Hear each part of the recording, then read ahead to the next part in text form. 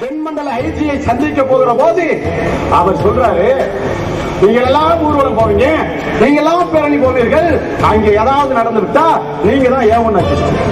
யாரை சொல்லுகிறான்? திருவள்ளுவனை பார்த்து சொல்லுகிறான்.